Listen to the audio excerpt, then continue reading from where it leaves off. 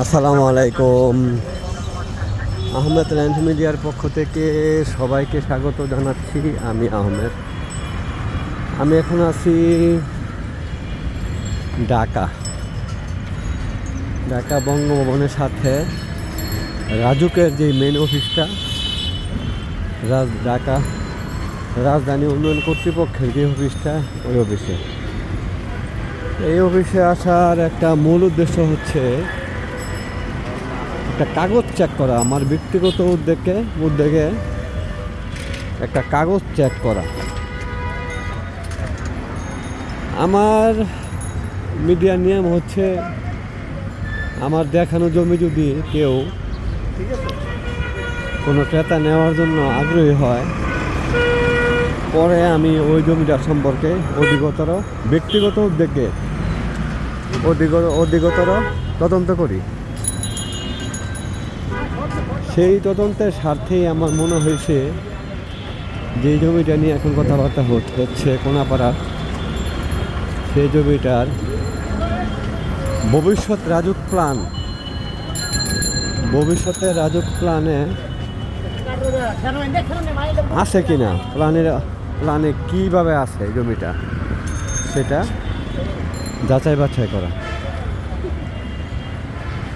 এগুলো আমি আমার ব্যক্তিগত উদ্যোগে ব্যক্তিগত খরচেই করে থাকি, যাতে ভবিষ্যতে আমার ক্রেতার কোনো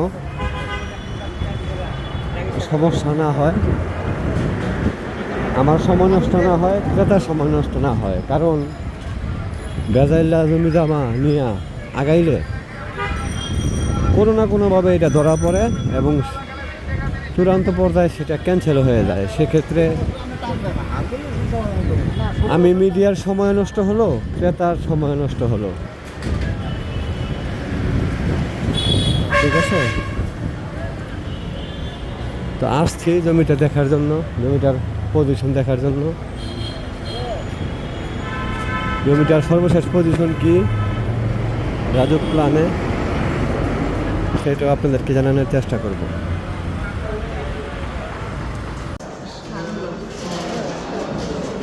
আমি আমার দরকারের কাঙ্ক্ষিত জমিটা চেক করার জন্য অফিসে জমা দিছি। কিছুক্ষণের মধ্যে রেজাল্ট পেয়ে যাবো আশা করি। আসসালামু আলাইকুম।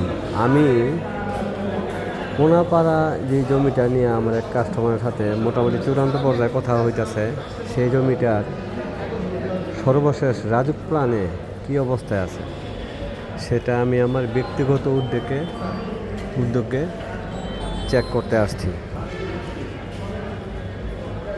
কারণ আমি নৈতিকভাবে অনেকগুলো জমির বিভিন্ন অফিসিয়ালি চেকের কাজগুলো আমি নিজে করে দিই, নিজ উদ্যোগে করে দিই।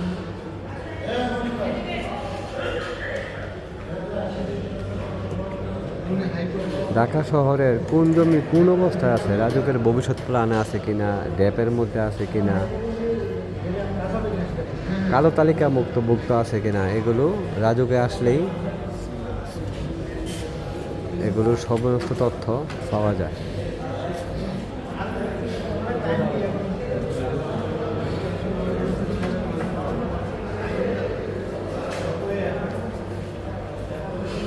বিষয়টা হচ্ছে, এতগুলো কষ্ট করার পরও, এতগুলো নিয়ে একদম সৎভাবে সময় দেওয়ার পরও অনেক কাস্টমার ওভারটেক করে।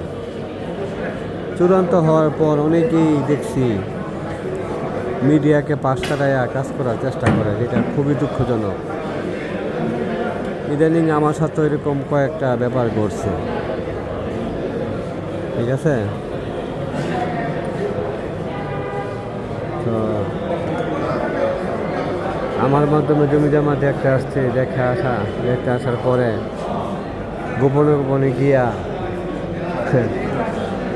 কথাবার্তা বইলা কাগজপত্র নিয়ে এসে পড়ছে। আমার শুধু ফোন করে এতটুকু বলে, ভাই আপনি সব থাকেন, আমি কাগজপত্র আনছি, কাগজপত্র দেখি। অথচ নিয়ম হয়েছে যে এই মিডিয়ার মাধ্যমে যাওয়া, ওই মিডিয়ার মাধ্যমে কাগজপত্র আনা, কম বেশি সমস্ত ওই মিডিয়ার মাধ্যমে কথাবার্তা কমপ্লিট করা। এইসব ক্ষেত্রে এইসব কাস্টমার আমার অনেক সময় ঝামেলাতে পড়ে, বিরাট ঝামেলায় পড়ে। মিডিয়াকে 1 টাকা ফাঁকি দিতে গিয়া পরে মিডিয়াকে 10 টাকা দিয়ে সমাধান করতে হয়। ঠিক আছে, যাই হোক, যে জমিটা দেখার জন্য আসছি এখানে চেক করার জন্য, এটা সর্বশেষ কী অবস্থা জমিটার ভিডিও সহকারে আপনাদেরকে জানানোর চেষ্টা করব ইনশাল্লাহ।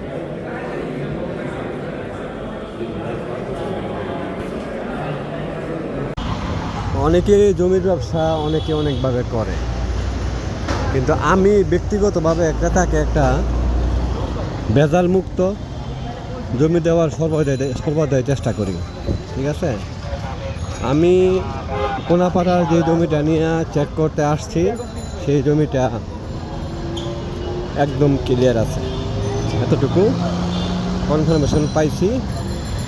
এবং তার বিপরীতে তারা রাজুক আমাকে ডকুমেন্টস দিয়ে দিচ্ছে যে জমিটা নিশ্চিন্তে নিতে পারেন, কোনো সমস্যা নাই। ঠিক আছে, তো যে কথাটা বলতে চাইছিলাম, কোনো ক্রেতাকে জমি দেওয়ার আগে যথেষ্ট চেষ্টা করি জমিটা যাতে ভেজাল মুক্তভাবে পায়, একটা ভেজাল মুক্ত জমি পায়। সেই ক্রেতা যদি ওভারটেক করে, মিডিয়া ঠকানোর চিন্তা ভাবনা করে, তখন কি মন চায়, কেমন লাগে। ঠিক আছে ভাইজান, ভালো থাকবেন। অবশ্যই ভেজাল মুক্ত জমি নিতে চাইলে আমার সাথে যোগাযোগ করতে পারেন, তবে পারিশ্রমিক ঠকানোর চিন্তা ভাবনা থাকলে দয়া করে আমার সাথে যোগাযোগ করবেন না। সবাই ভালো থাকবেন। আসসালামু আলাইকুম।